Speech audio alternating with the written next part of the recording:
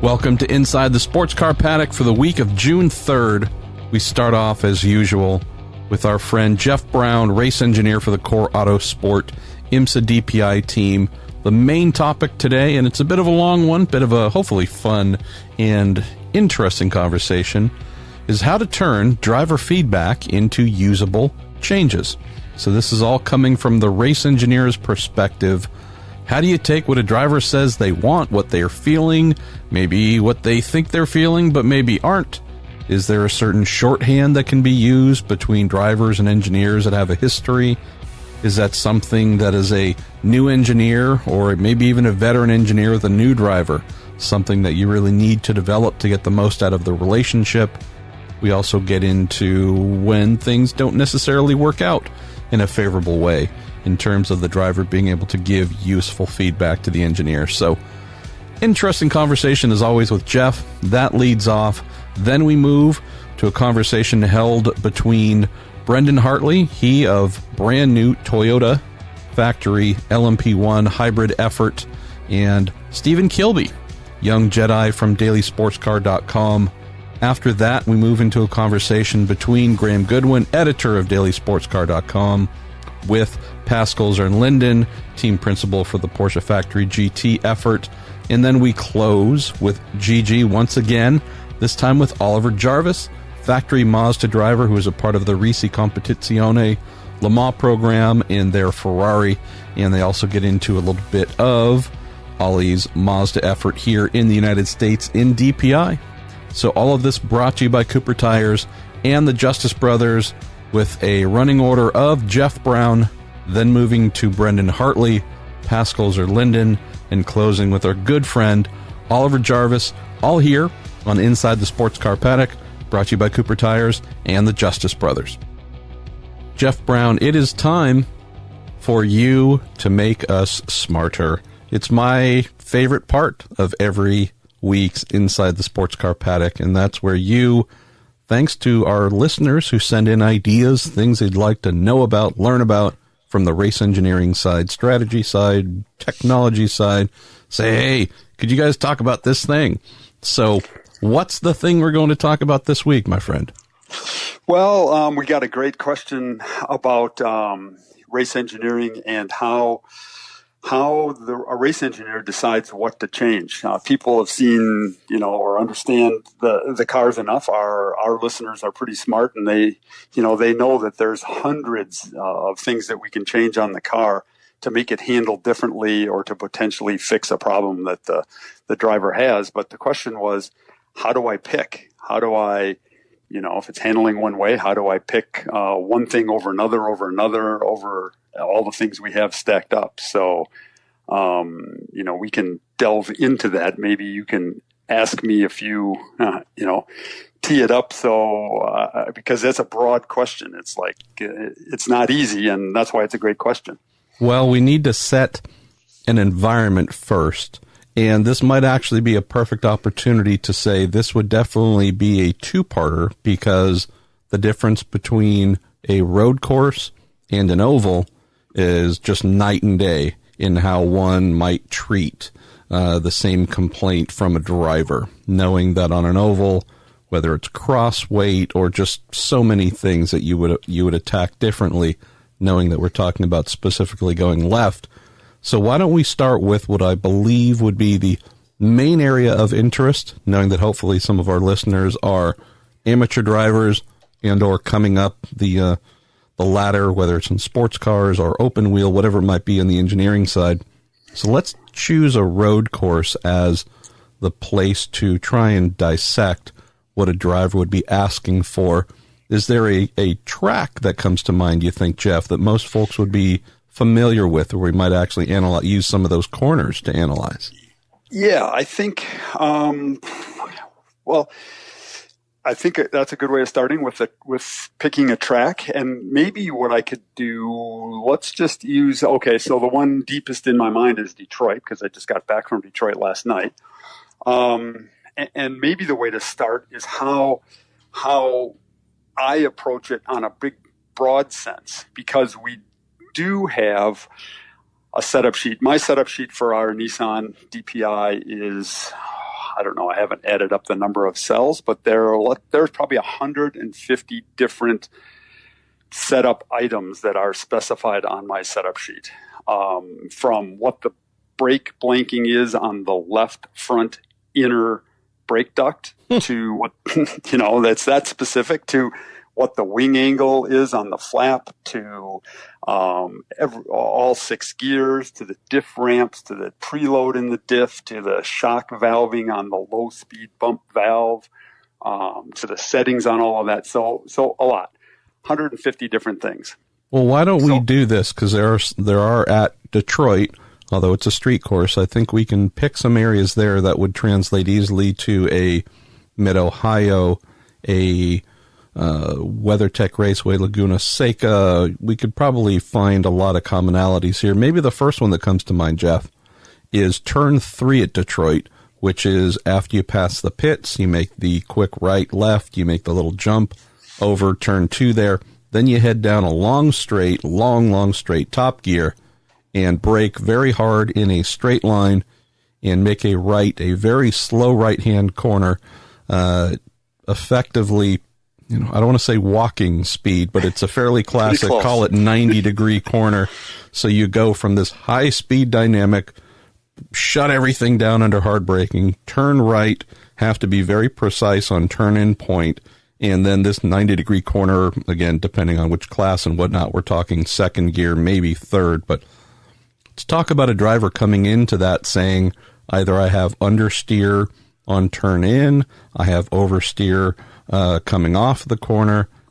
Paint that picture of some of the complaints you might hear at, say, a classic corner like that, and what some things might come to mind for you on what you would change. Okay, yep, that's a great example. So the thing that I think all of us race engineers do is we know we're going to Detroit. We know turn 3 is going to be a corner that always gives us problems because we know that from history. So before we even get to the racetrack, the weeks, people always hear about what do you do to get ready for a race, or race engineers say, I'm prepping for a race. Well, here's some of the things that we do. And it's to narrow those 150 choices down to 3 or 4. So I knew a week ago, turn 3 that you described was going to be a corner that was going to give us trouble, because you're coming from 170 miles an hour down to 50 miles an hour, and it's bumpy while you're trying to do it and turn into the corner. It's going to be difficult. So what do? We've gone through some simulation stuff that kind of, I've taken a guess and I said, well, maybe we could soften the springs. Maybe we could run more downforce. Maybe we could do this 3 or 4 or 5 different things that I think might work. We run those in the simulation, and maybe we throw out 2. Those 2 didn't really look good in the simulation. So now we have 3, maybe 4 things. Then we go to looking at how quickly we could change each one of those. And maybe one of those changes that looks pretty good is a 20-minute change. Well, we're not going to do that in the session, so we throw that one out. Now we're down to 2 changes. And so the driver goes out, he says, like you said, understeer. I turn the steering wheel, understeer, immediate understeer. How do I decide what to do? Well, I have a couple things, a couple changes that could help that. And you get down to talking to the driver about the degree of the problem. Is it a massive, massive understeer? The minute you turn the steering wheel, it just takes off. Jeff, one thing that might be interesting just to throw in here, which we might carry forward, is I know every race engineer has a different way of polling their driver on rating the problem. Some do have an actual rating system, 1 to 6, 1 to 3, 1 to 500, or it could just be verbal. What's your preferred method of having your driver quantify the problem they're talking about? Yeah, that's a really good question. And what I've always done is I will adapt to the driver's system. Some of them are, like you said, 1 to 10. And then it's like, what is 10 bad or is 10 good? I'm old enough to think that, to use the old, what I call the Bo Derek system, that 10, Bo Derek was a 10, so that's good. And so 10 is good, 0 is bad. Interesting. But other people do it differently. Yeah. Or, I like to, or the Stephen Wright joke, okay, on a scale from 1 to 10, with 6 being the highest, how was it? So anyway, I adapt to whatever the drivers use, but fortunately, the driver I have now, him and I have been working together for a long time. Colin and I have been obviously working together since he first jumped in a go-kart when he was 3. And so his system is 1 to 5, and we'll actually use a point system like 1 to 5. So he might say, "Oh,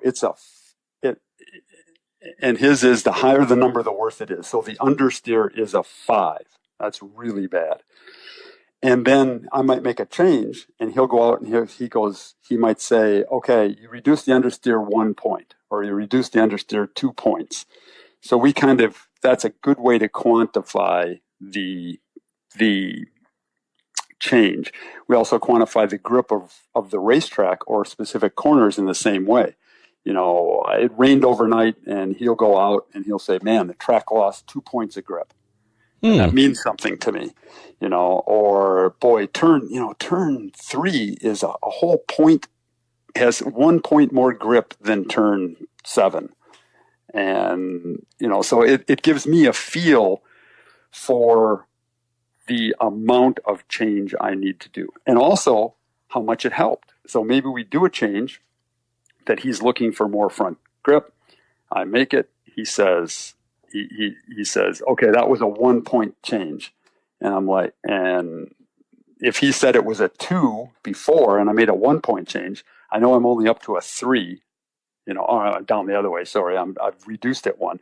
I still need to go further. So I know how much it is, rather than a driver coming and go, "Oh my God, I can't turn the steering wheel. It's going to hit the wall." Is it just scary, or is he really describing it? So I need a driver that can give me specifics so I can pick one of these changes that I have pre-programmed that's not too much or too little, to try to get the right amount. Or if I'm going to make a ride height change, am I talking a 3 millimeter ride height change or a 10 millimeter ride height change to try to get the car balanced? So when it gets right down to it, the thing that helps me during a session, the thing that's the most important, how do I decide what to change, is the driver's feedback. It points me in a direction. A lot of drivers can give you a good general direction. It understeers in turn 3 at Detroit. Okay, well, that's helpful in some. At least I know it's not oversteering.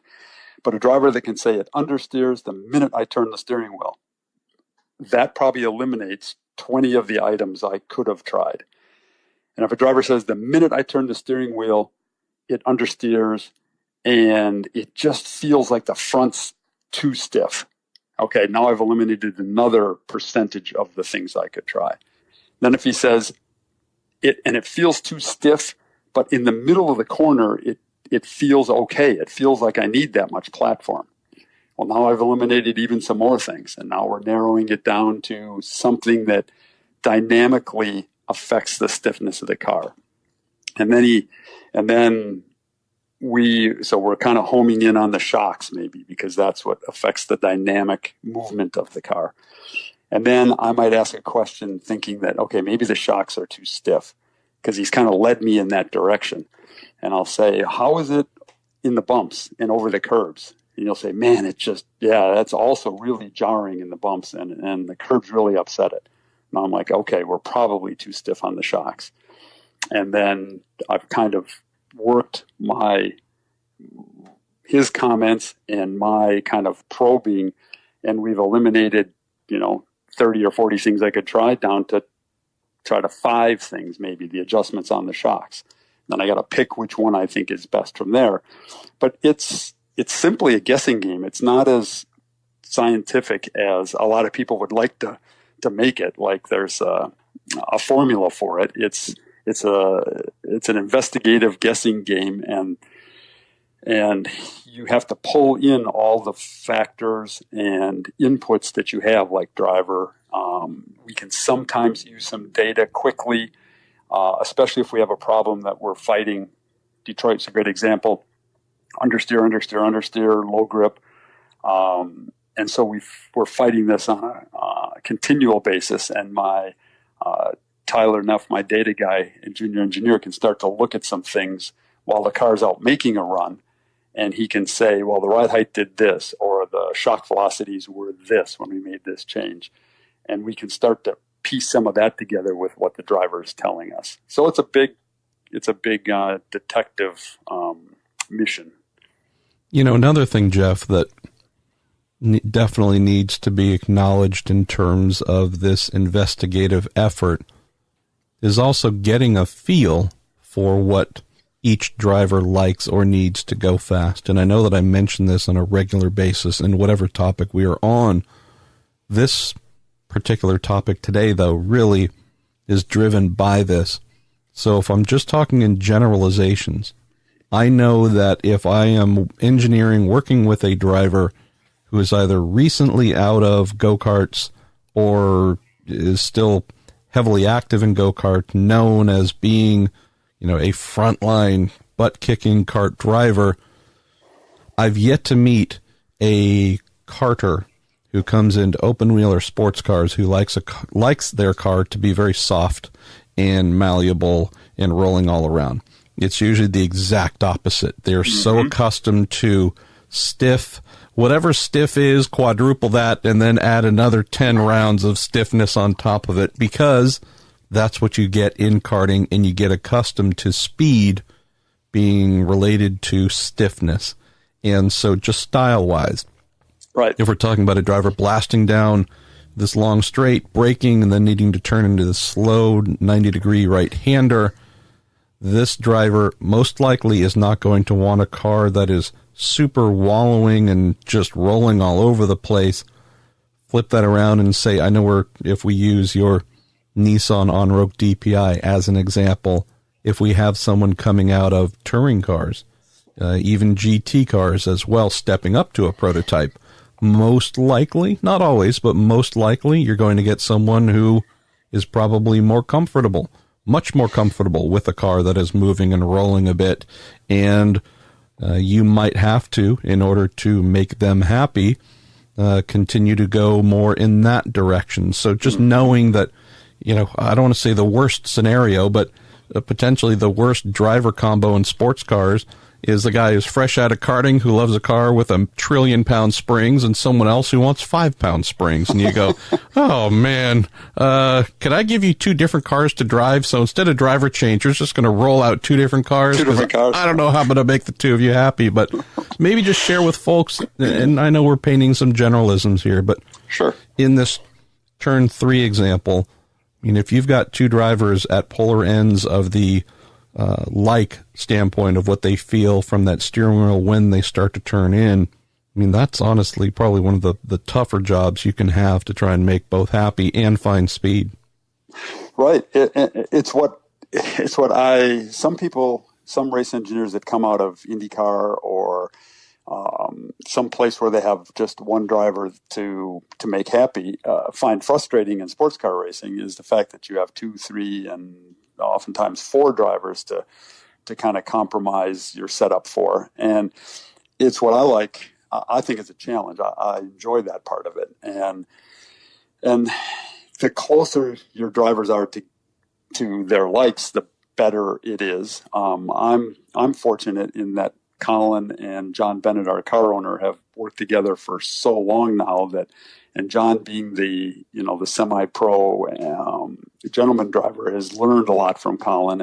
And so by natural extension, he likes what Colin likes because he's learned to drive from Colin setups. So for me, it's a little bit easier in this case, but I've had, we bring in Romain Dumas for the long races and Loic Duval for Daytona, and we got 3 serious pros there, and I got to make it work. And so how do we do it?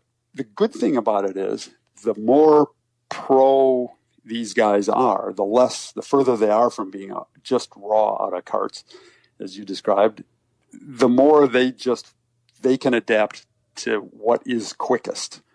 So the guy who likes the super stiff car, if we make a setup change and the other drivers go faster with it, he's just going to figure it out because he knows it's quicker. And so the karting guys that come in and they just want stiff all the time quickly change their tune when they get beat by a guy who has a softer car that's making more grip, and they learn to feel that grip and kind of ignore the movement that they get with it because they know the grip's out there. Once it takes its set or once it moves and gets there, there's more grip. The tire's not sliding. So, there's nothing like getting beat for changing your theory on what you like by somebody who tried something different and was quicker. So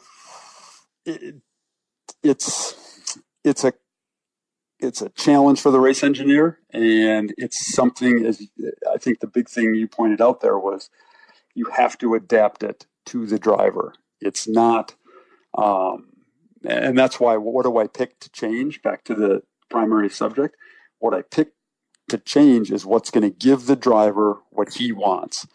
Because I always know that if I got these pro drivers, if I make the car feel the way they want it to feel, they'll go as fast as they can. Until that point, they're being held back because the car's not doing what they want it to do. Does every driver want the car to do the exact same thing? No.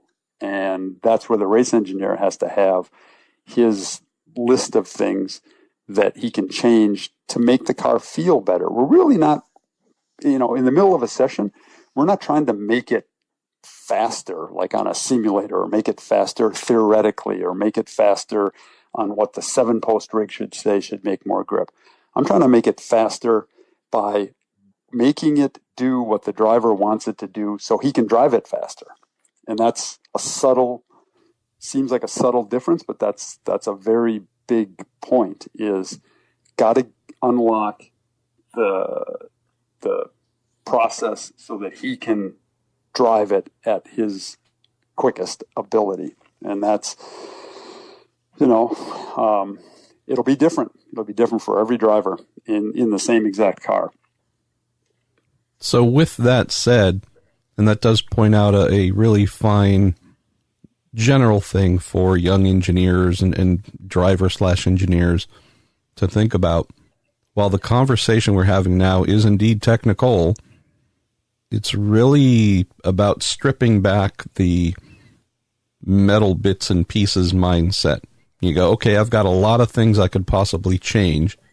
In theory, if I change this, it will help. In theory, if I change that, it will help.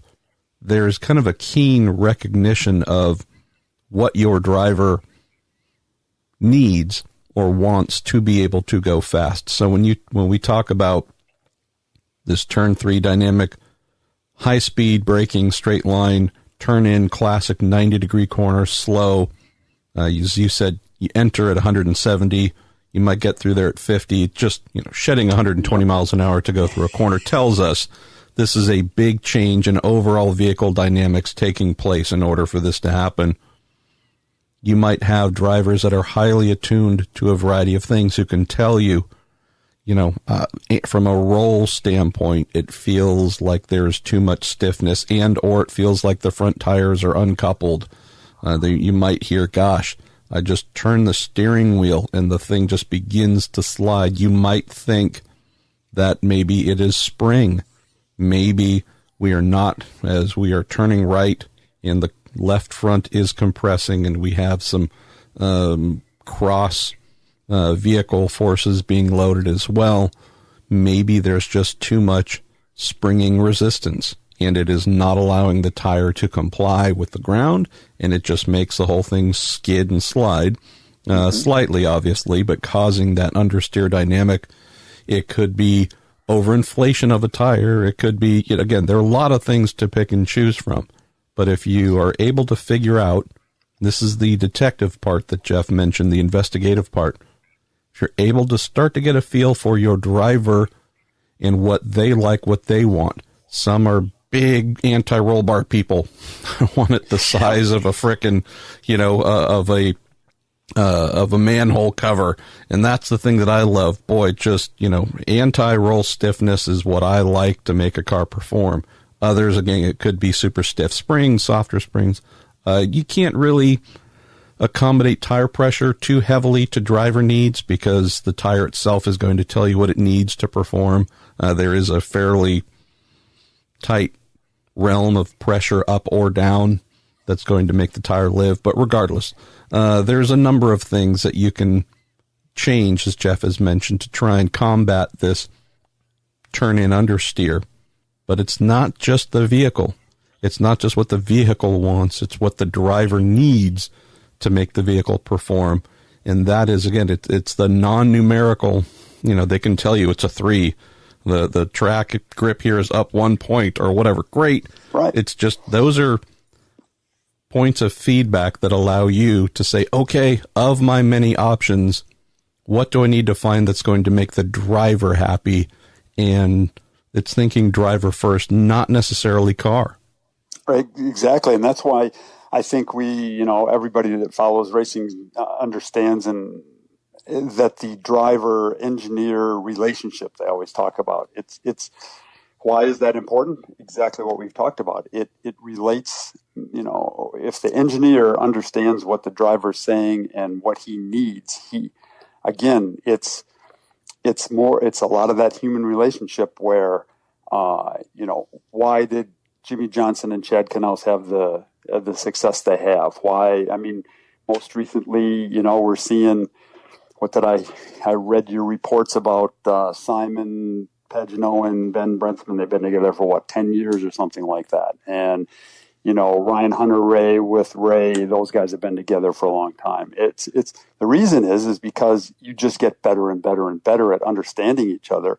And we can pick the changes. I can pick a change for Colin with the first 3 words of a sentence. I know which direction I'm going between the 3 changes that I had preset for a certain problem, because you can almost hear it in his voice. And we have almost stopped using his scale in super detail because I just know how much he needs and how bad it is. And I just understand him after working with him for so many years. And that's why those driver-engineer relationships are so important and get so successful, because you've taken the soft science of race engineering and made it very regimented and very detailed and very precise, where it's generally super imprecise when you get a new driver-engineer combination. I'm feeling like I need to mention, and we need to mention, sometimes we start off with a specific topic in mind, and then there's this little thing called scope creep, where you kind of creep off topic a little bit. And I feel like we've done that here, not because we're bad people, but maybe because we're realizing that in the midst of this conversation, it's not as simple as, I come into this corner and the car does this. What should I do to change that? So maybe, and I'll just, again, throw this out as a suggestion for you, dear listeners, maybe there's a list of questions to send in either to me on Twitter, Jeff on Twitter, or the two of us on Facebook that says, hey, let me paint a picture I'd love to see if you could help me solve on the topic of getting feedback from a driver. Again, maybe you are that driver of, turn 7 at Portland. I'm driving this kind of car and it's doing this thing. Any suggestions on what I might look at? Because we can paint a lot of different options here. So let's say we have turn 3 at Detroit, corner off, oversteer, and it's consistent. What is that? Why? What things could we change to eliminate that? Well, again, we can certainly have that discussion and drill down into this. Then there's also the connected aspect to that, Jeff, where you go, so do I make a change that fixes corner off, oversteer in turn 3, but possibly exacerbates some other ill handling trait somewhere else on the track? How many other, quote, turn 3s are there at Detroit? Are there, is there one or two of them with that same dynamic of corner to replicate the same thing? Okay, well then I'm having this problem at 2 spots on the track, maybe 3. So maybe that's something worth looking at. But is it only kind of in 1 or 2 spots? Well, maybe, okay. Let's think about some bigger picture stuff. Are there similar corners where I'm having an issue where I could say there's 3 or 4 corners like that? Aha. Well, that's definitely something we're going to try and change first than maybe just trying to ace corner exit, turn 3, knowing that really it's a little bit of an outlier in terms of overall lap time and performance. So like every aspect of engineering, Jeff, this stuff is not linear. There's so many variables to factor in. But again, maybe being driven with some questions from folks saying, hey, all right, guys, try and solve this, at least in a road course dynamic, knowing we still have ovals to get to. Yeah, it's I think it might have seemed like we deviated, but I think the surprising thing that people will understand here is that the question was, how do we decide what to change? We decide with the driver, and I think a lot of people would expect, well, we look at this data point and we look at this trace on the Motec data, and we look at this result from the shaker rig, and we look at this simulation thing when the driver says this, and we just do this next thing. And it's much, much different from that. It is deciding what to change is like it's like, I suppose I use this football examples a lot, but I suppose it's like a coach deciding what play to call. Well, I mean, down, distance, score, time left in the game, those are all factors he knows about. But then there's the soft part of it, like, hey, that coverage looked a little different, or my quarterback's been playing really good here in this situation, and my receiver's got a bum knee, and da-da-da-da-da-da. All these factors come in, and suddenly the right call comes to him in his mind. And that's very similar to the way a race engineer works during a session in pit lane. And so deciding is, I bet will surprise a few people on how those decisions are made. It's not quite as scientific as we would like to think. Why don't we close on this aspect? I always love getting into a little bit of the dirt behind the stuff too, because as black and white, mechanical, and whatever linear as engineering might seem to some, there's just some truths that are not always self-evident. So you mentioned the football dynamic. So in a perfect scenario, your favorite team, the New England Patriots, and I think in just about every scenario, we will see head coach Bill Belichick and his quarterback Tom Brady discussing some sort of key play. What are we going to call? So obviously there's just a lot of calls that are just sent right in. Brady executes them. That's great. But there's also, whenever there's something really key about to happen or that needs to happen, you see dialogue go back and forth. What should we do? How should we handle this? That's based on respect. That's based on time, earned relationship, knowing that one another really has a high-level grasp of whatever it is that they need to go do. And so, again, therefore, there's mutual respect between the two. They come up with a plan, go forward. That dynamic is identical between a driver and engineer. And in a Colin Brown, Jeff Braun dynamic, that's perfect. Like, as you said, Colin doesn't need to say more than about 3 words. And it might be the words that help you to understand, I need to go in this direction on this change. It might be the tone of his voice, not the actual words, but, anyways, that's the shorthand. There's also situations where there's not that respect. And I can say, as a former race engineer, there are some scenarios where I would get some very basic feedback from the driver and pretty much not listen to anything else he said because I couldn't trust him or did not think that he had the skills and ability to actually give detailed information that would help me. So it was very much a case of, okay, Can you confirm if this thing did or did not happen? Can you tell me, did the car do more of this here, more of that there? And this would have been before, tons of GoPros and all kinds of data to support this, but more of an analog engineering scenario. And I hate to say it, but it was strictly driven by I don't trust you. I mean, you might be able to drive the car, but you are just really not part of the engineering loop in helping to make the vehicle better. And so therefore, I'm just going to have to go my own way and hope that these, I don't want to say guess, but having to cut out the driver, which we've just discussed how important they are in this loop, you have to work on experience a little bit, having driven for, raced Formula Fords and a little bit of sedan stuff for just a couple of years, but having driven myself, having a bit of a clue as to what a car needs to do at these certain corners and whatnot for my own feel. Why don't you, Jeff, if you could, and I won't ask you to name names, but you've engineered a lot of drivers.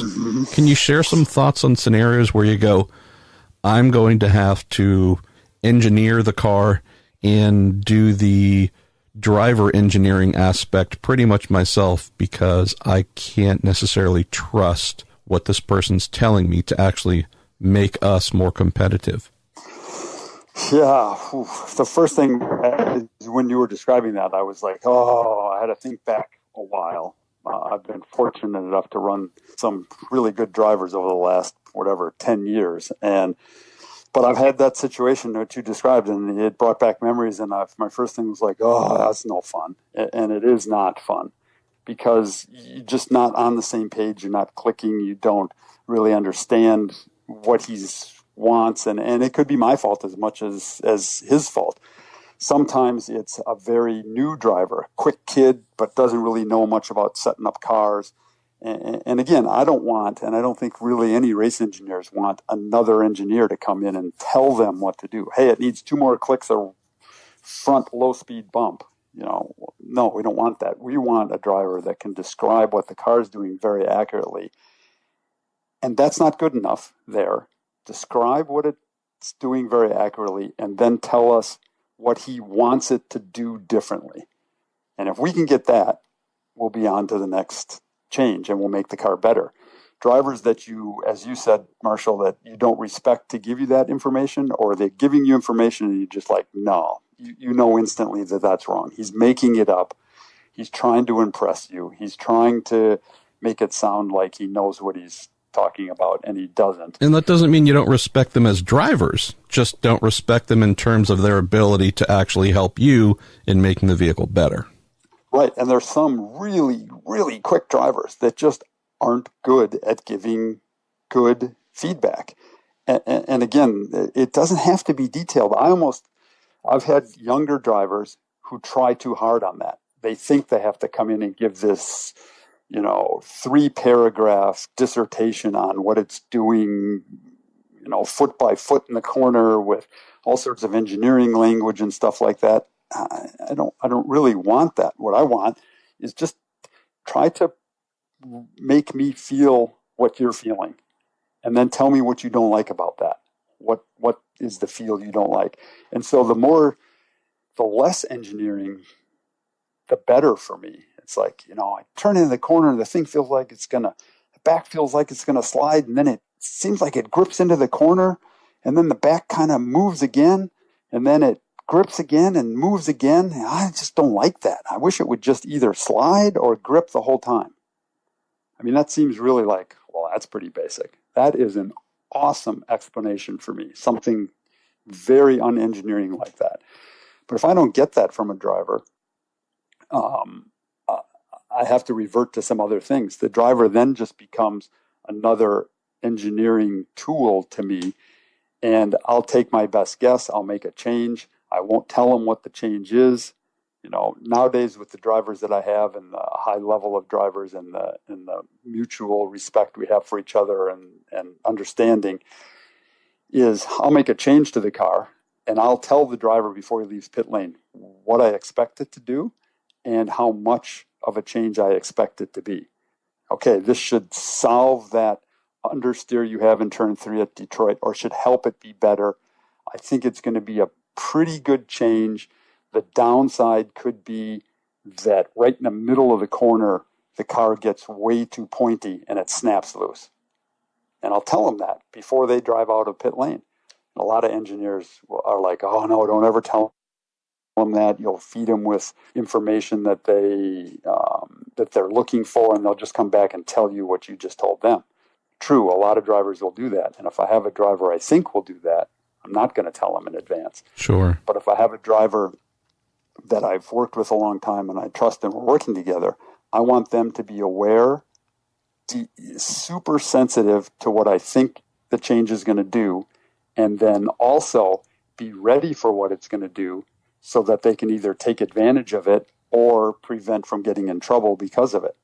And then they'll come back and say, ooh, you were right about the entry, but I never got that real sharpness in the center, and it never snapped loose. So now I'm already ready to go to the next step because we're eliminating a lot of junk in the middle. Hey, you're right on this, but this changed or whatever. So you get a driver that can't do that, and it just makes the process longer, more difficult, less productive. And how do I do it? You make a change, and you get the feedback, and you make another change, and you get the feedback, and it just takes 3 or 4 times as long, and you don't get there as quick. But it's what you have to do. And if I have a young driver or any driver that's interested in getting better at that, then it becomes a great learning opportunity, and we'll talk about it and we'll discuss it. Well, we made this change. Great example. I do some Ferrari Challenge engineering, and those drivers are beginning drivers. And we'll actually go testing, what we call testing. It's more practicing. And you know how driver coach other drivers? Well, I engineer coach drivers. Okay, I'm going to pump the front tires up 10 pounds, go out and drive a lap, or drive 3 laps. I'll come in and, okay, what did it feel like? Wow, it just understeered. The front, when I turned the steering wheel, it wouldn't go where I wanted it to go. Okay, here's why. Now let's put that away and let's do the rears that way. Okay, now let's try a lot of wing and a little bit of wing. Tell me what it does. Okay, here's why it does that. And you can educate the beginner driver on understanding the engineering concepts and how they affect the car. They become better at that, which allows them to tell me quicker and more precisely what's happening, which allows us to dial the car in quicker and beat everybody else. I'll close our conversation here, Jeff, with the polar opposite of the driver-engineer dynamic we just discussed. So I think it was 2004 or so, maybe 3, I don't know. I got a chance to engineer one of my heroes for a day, that being American Badass, Le Mans winner, just you name it, Davy Jones. And so having grown up just worshiping at the talented feet of Davy Jones, was so stoked to get a chance. I got a call to come engineer him in a Noble N400, I believe it was, at Thunder Hill for the day. And so was so pleased to do that. So anyways, definite high water mark for me at the time. Cool. Again, just always loved the guy. And the flip side of the driver who is not a part of the engineering matrix whatsoever, but can drive the wheels off of things, the exact opposite of that is someone like Davy Jones, who within 1 lap, I found out, again, it wasn't a surprise, but found out oh yes, the talent of the driver, not just on track producing lap time, but actually from an engineering standpoint, is so vastly superior to his engineer. I just refer to it as becoming the person at the McDonald's drive-through window. That's really all I became for the entire day. Davey would pit and say, okay, I'd like 2 clicks of this here, I'd like 3 of those there, and of this and that with a medium Diet Pepsi. And yes, sir, I'll get it right there, and then the little clock behind me starts on how quickly I can deliver that through the drive-through window. But again, it was awesome just in the ability for him to come in and say, hey, the car is doing this, that, and this here, which I really don't like. And I really think that if we were to make this change here, go up on this 50 pounds, click this twice there, lower this a little bit here in the back, I really think that we would be able to fix those things. Great. And not only did all those things add up in my head, it just, you talk about shortening things, that shorthand, it's really all it became. Was Davey on his way in, coming down pit lane, would say, I really do think we're a little bit too heavy on front high-speed compression on the right front. Why don't we dial that back? I don't know. Let's start with 2 clicks and let's see what that does. Great. Do the tire pressures, check, do everything else you normally do during a quote pit stop. Send him back out, super happy, and I'd make little small adjustments of my own here or there just to keep things in tune. But honestly, Jeff, it was just so phenomenal to be there with someone who was the driver, but was also effectively the engineer. And I can't think of a single thing all day long that Davey wanted or called for that was wrong and didn't make the vehicle better. And the high point of the day was him coming in saying, again, I don't remember the exact thing, but it was doing something somewhere that he just didn't care for. And I could tell he was racking his brain for thoughts on what to do. Whatever it was that came to mind for me immediately, I said, hey, why don't we try this? And we tried it, and it was exactly what he needed.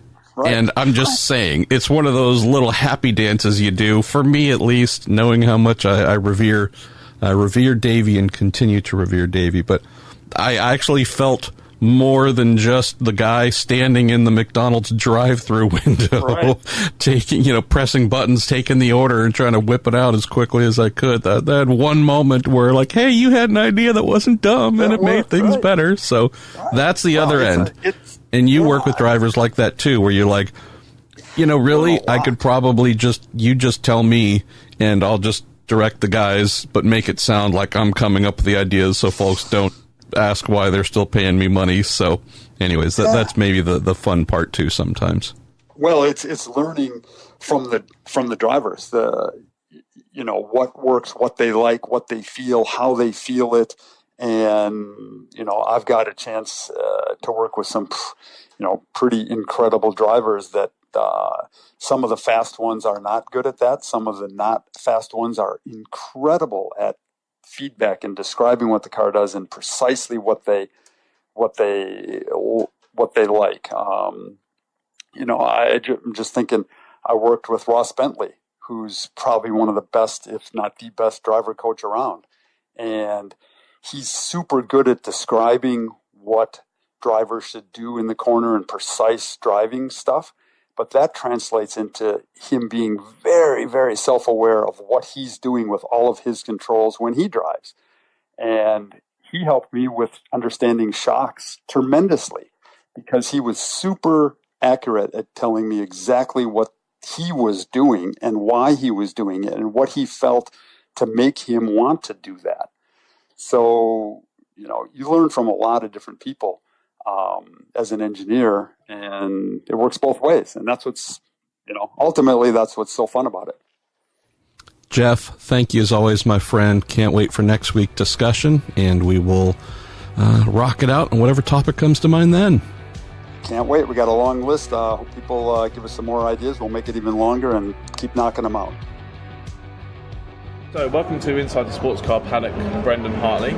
I'm here sitting with him at a glorious stay at Le Mans. And you're here, Brendon, in new gear. You're here in Toyota gear in public for the first time. So tell us, what's it been like so far? It's been great, and as you said, the weather's I think it's the hottest day I've had all year, and I mean anywhere I've been, so I don't think it's going to last. But it was a real pleasure hopping into the Toyota TSO 50 for the first time this morning around Le Mans.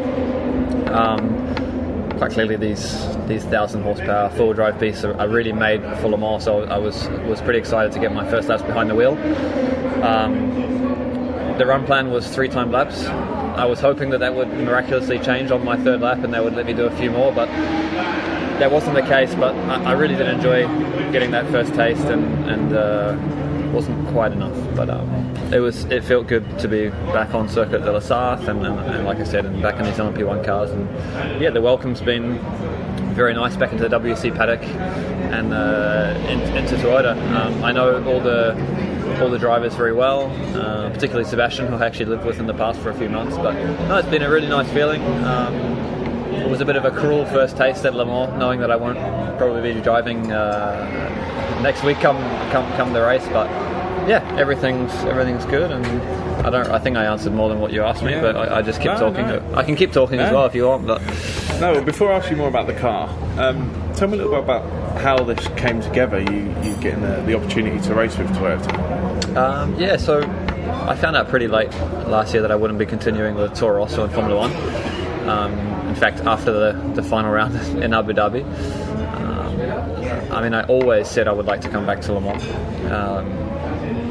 I didn't know it was going to be so soon, and then yes, I contacted Toyota very, very quickly after.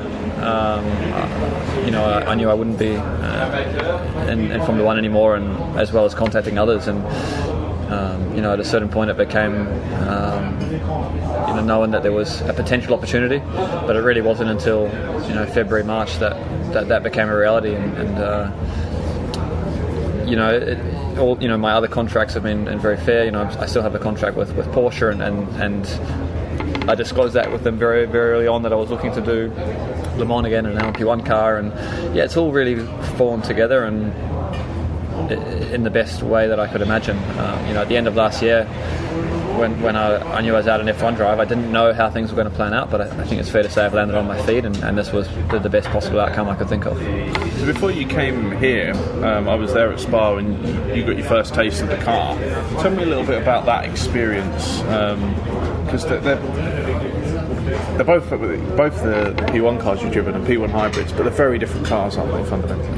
Yeah, so that was a shakedown for parts. So we didn't have the correct tyres, and we had quite a few limitations. We couldn't use curbs, but I still got 15-20 laps in the car just to get used to the systems, the steering wheel.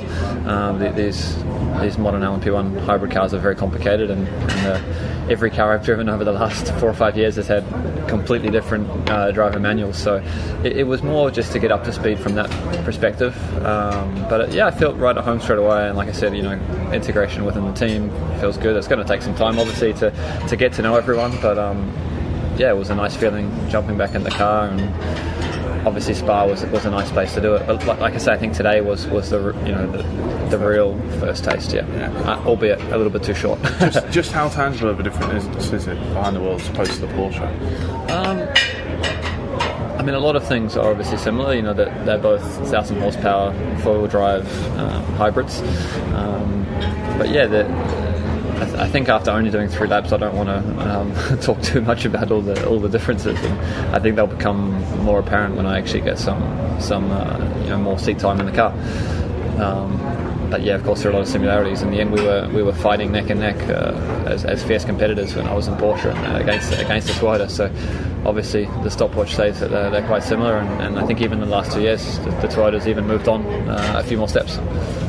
Interested to know what you think about the way that the two teams operate, because Porsche and Toyota have shown over the past few years in doing their WC programs that they both operate at very, very high professional standards, like some of the best that we've seen in world motorsport. Of course, yeah. How are you finding it behind the scenes at Toyota so far? Yeah, some things are different. Some things are very similar. Again, I'm such a newbie that I don't want to comment on all the differences because I haven't discovered all of them yet.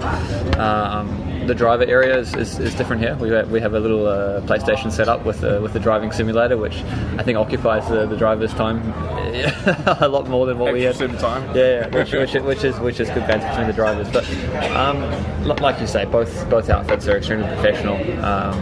And I think it's too early days for me to really see differences. I've just been here a couple of days with the team shirt on, and today I'm mainly watching and listening, and that's what will happen during the race week as well, so I can prepare as much as possible. But of course, a lot of the processes set in place are similar, and team structure and team spirit between the drivers, all that good stuff that I love about endurance racing.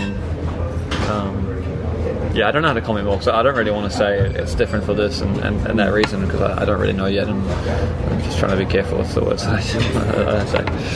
So what are your expectations for next season then at this early stage? Have you been monitoring? I mean, obviously you took part in a little bit of the WC season this year, but have you been monitoring it? What do you think it's going to be like next year? I mean, expectation in terms of results, I've been asked about that. Obviously, on a personal level, I want to do the best job that I can every time I jump in the car and integrate within the team quickly. And obviously, race wins, a Le Mans win, World Championships have to be that's the target. But that's obviously a team effort, and first goal is to get up to speed with the team and all those other things I just mentioned.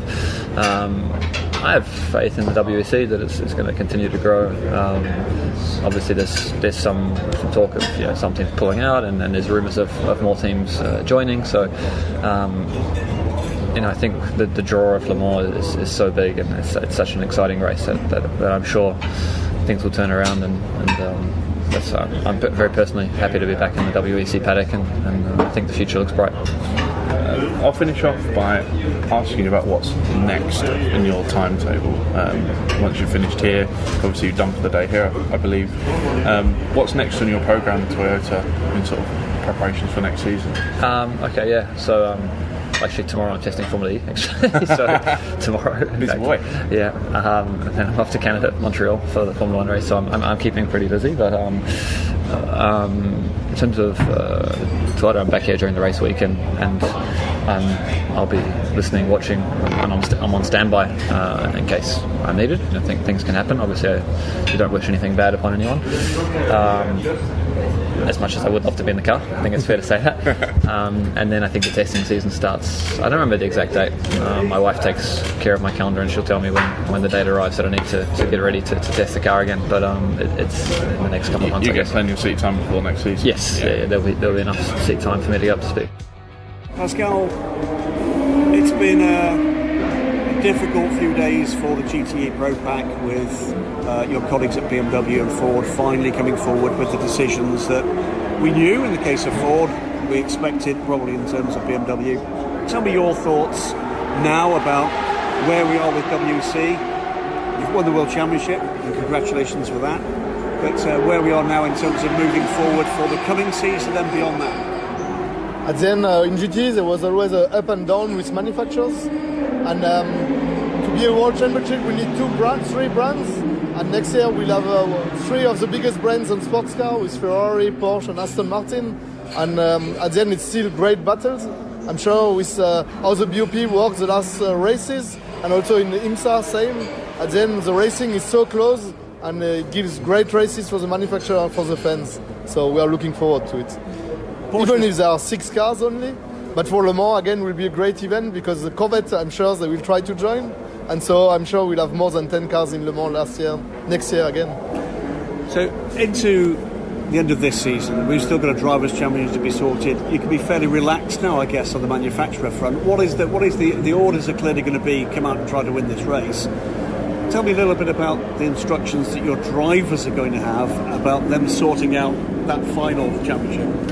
At the end, only our 2 cars, 91 and 92 crew, can get the World Championship for the driver title. And at the end, will be open racing. We told them there will be no team orders, as we said all the season. So no team orders, because the title will go to Porsche, but it must be fair racing.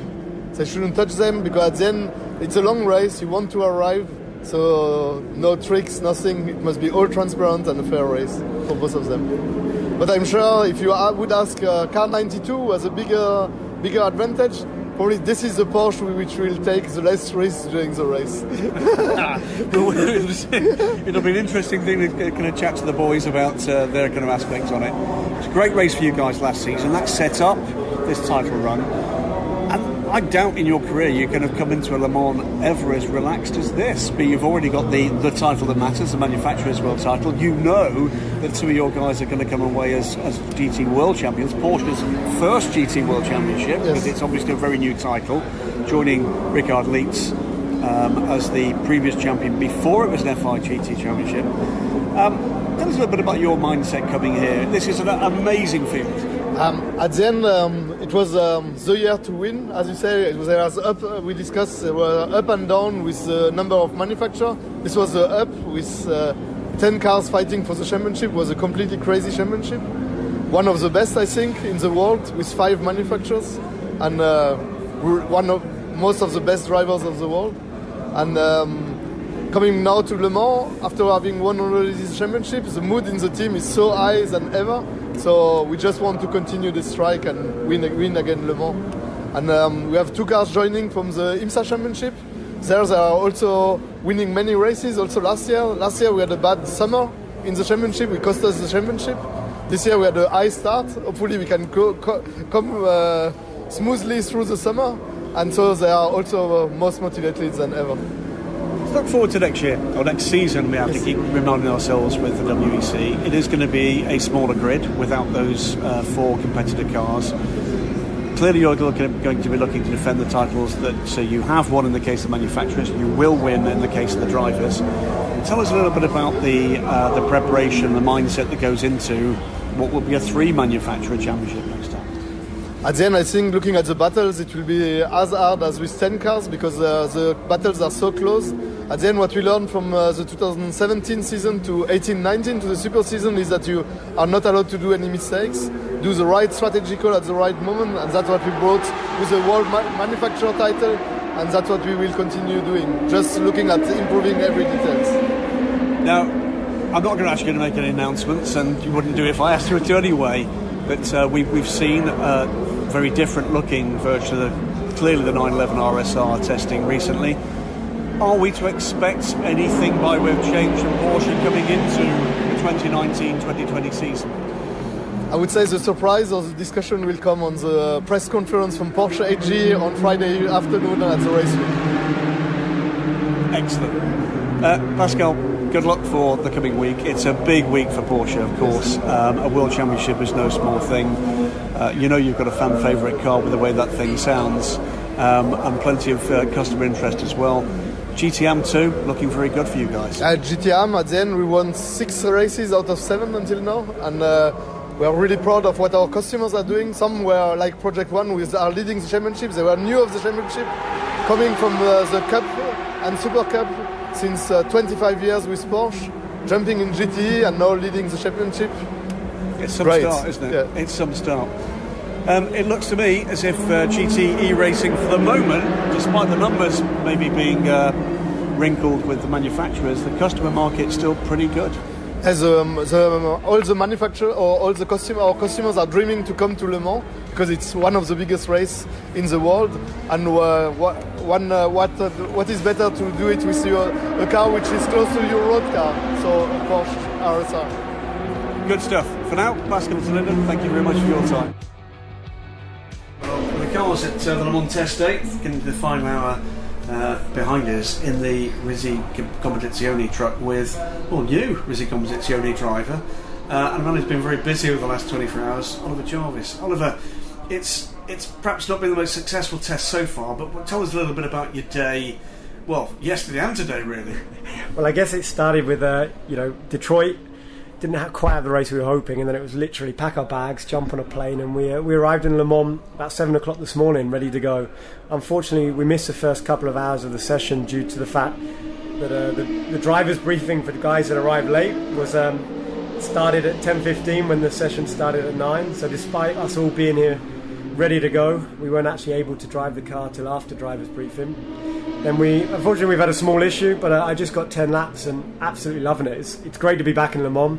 Really pleased to be in a GTE car as well, and a Ferrari with Risi is a perfect combination. You've got now, I think, ticking a box, a very unusual set with LMP1, LMP2, DPI, GT3, and now GTE drives, to your credit. I mean, go on, tell us how does that all compare? GTE particularly, the DPI yesterday, it's an astonishing transition. Yeah, it's an interesting one actually, because the cars are so different. Do you know what? I don't even think about that. I hadn't even thought about the amount of cars I've driven this year till you just said. But I've jumped in the Ferrari here, and naturally, because it's a different car, just from the way you sit, the controls, that I don't expect it to behave like the DPI. I'm still getting used to it. I'm still learning the nuances, but so far it's a great car. It's definitely different to what I was used to in the LMP1 days. The Porsche curves aren't quite as fast, and it's a bit of a shock to see the guys come around the outside when I'm already on the limit. But it's great fun so far. I'm really enjoying myself. It's a very different look to Risi Competizione. You've raced against them, you're now racing with them. It's a blue art car. It looks actually really nice. I mean, I don't think the images we've seen on the internet before seeing the car literally in the paint do it justice. No, I completely agree. I saw the images and I thought, oh, that looks nice. And then you see it in person and the blue really stands out. It's a different blue to what I think comes across in some of the images. So car looks great. And I think, everyone associates Ferrari with red, but it's also quite nice to be different and be the odd one out. So hopefully people will be able to recognise us on track and be cheering for us. Very different looking driving squad here, as we say. Got young Jules Gounon, proud family heritage behind him, another man coming out of GT3 racing into GT. How's the trio gelling there? Yeah, really well. I mean, Pippo, I know from racing in IMSA, never been teammates but raced against him. Jules and myself have a great relationship. Weirdly, we sort of connected when I left Bentley. He took my seat, so I reached out and just said, congrats, and we kind of stayed in contact through them. So, bit of a strange situation, but it's one of those nice things where, I wished him all the best. He's had a great season, and he did a stunning job, jumped straight in the car, and it's good to be in a car with him. There's so many top GT3 drivers out there that quite honestly should be in Le Mans, doing Le Mans. They're probably not looked at as much as they are, and I think Jules is going to surprise a lot of people.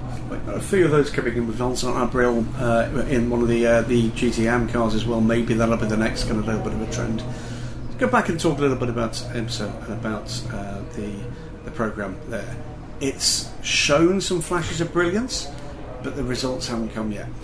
No, it's a frustrating one because we've definitely got a really quick car. We struggled, unfortunately, with reliability at the start of the year.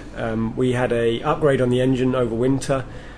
We probably weren't quite in the position we wanted to be for Daytona, and that had a knock-on effect to Sebring as well. Saying that, the sister car actually ran trouble-free, but we were extremely fast, the pole in Daytona, and I think could we have lasted, we would have been fighting for the win. But it's just been one of those where we've had the pace and we're just missing out. And I think there's definitely that tension, and pressure that, we need that win. I still believe it's going to come. I thought it was going to come last year, quite honestly. I think we're quick enough. But again, IMSA's so competitive, and it's very different to racing in Europe in the sense that you can have the quickest car all weekend. You can do a perfect job, but it can come down to strategy, and it can be someone just makes, I'm going to say lucky, but you make your own luck. They just take a gamble on the strategy, and the way it works with the safety cars and that, if they boxed 15 laps into the race, they could be last. If a safety car comes out on lap 16, they're in the lead of the race once everybody's cycled through their pit stops. So, we're working hard. There's still a long way for that project to go. I mean, I really enjoy being part of it, actually, because winning's great, and I love winning. That's what I do this for. But actually, to grow with the project and see the progress we're making, and I guess people probably don't see that from outside. But the issue we're having is our competitors are also making progress. Yep. The Penske's haven't stood still. They were first year last year, and they had a tough season as well. And they've made a big step forward this year. So, whilst we're making these big gains, other people are as well. Next up for IMSA is going to be Watkins Glen. That's a big race. Before then, of course, you've got Le Mans 24 Hours. That's a big race. You've always been a driver who's been motivated by those big occasions on these. I say big, this is a physically big track. But you're just talking before the press record about just how big a track in a different way now with the Mazda on the Michelins. Watkins Glen is. Yeah, we were testing there the other week, and I love Watkins. I love a lot of the American tracks, actually. I'm a bit of an old school driver in the sense I like them fast tracks. I don't want to say I like dangerous tracks. I'm all for safety, but I like those tracks that punish you if you make a mistake. You've got Mid-Ohio where it qualified on pole, but it's one of those tracks I feel as a driver you can take risk and gain lap time. It can go wrong. It can go seriously wrong. And Watkins now, it's so fast. I was amazed. We did a sim session. I said to the guys and girls, we've got Lena involved. Sorry, Lena. I said to them, track grip's way too high. There's just too much grip. They said, yeah, you're still a second off what we predict. I was like, okay, all right. And then we got there on the test day and they were spot on, and the track grip was amazing. It's going to be so much fun. I can't wait. literally, and as a driver, that's what we do this for. It's going to be a tough race. I'm not going to say we're going to be the quickest car, but still, the enjoyment of just putting the car on the limit round there is going to be amazing. Final question, and it's a totally unfair question because I like those. Here at Le Mans, you've always loved this place. You're with a fabulous team, Risi Competizione, GTE car, and something you've told us this has been something you've been wanting to do. Would you trade a decent result here in this car against that first win for Mazda? Oh, that's vicious, isn't it? Yeah, that's a horrible question. That's a horrible question because I can't keep anyone happy there, can I? No comment. I mean, that's a tough one.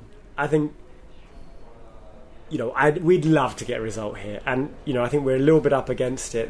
The GTE field is phenomenal this year. I mean, I've always followed GTE. I'm not just saying that because I'm suddenly in it, but this year I feel like it's also taken a bit of a step up. Oh yeah. I was looking down the field earlier, and I was like, occasionally you have cars that you can just say, okay, we should be ahead of them. And I was looking down, you're reading the names, and you're thinking, hold on a second, there's not a bad car here.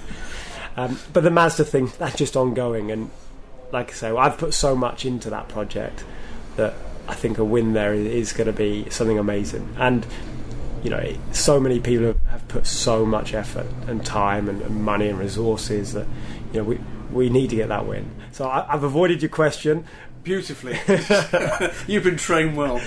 But two great big races, fantastic racetracks of most remarkably different sorts. What's next after this? Spa? That's a good question. So immediately after this, I'm back to America. Then from America, I'm back to Le Mans.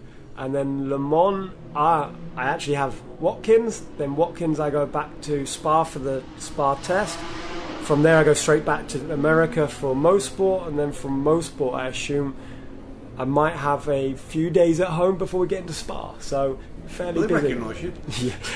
I have to check in just to make sure the wife is still living at home and that she hasn't moved out. But fortunately, I have a very understanding wife. Oh, don't we all? For now, good luck with this. You're right, it's a hell of a field. 17 cars. It's just knee-deep in talent. Fabulous teams, fabulous cars, fabulous drivers, all of them. And good to be an outlier.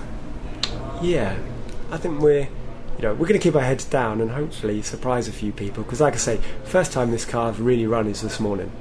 And I think we're the only private team out there as well. All the rest is manufacturer money. So wouldn't that be a bit of an upset to go take the fight to a few of the big boys? That would be a hell of a headline. For now, Oliver Jarvis, thanks very much for your time. Thank you.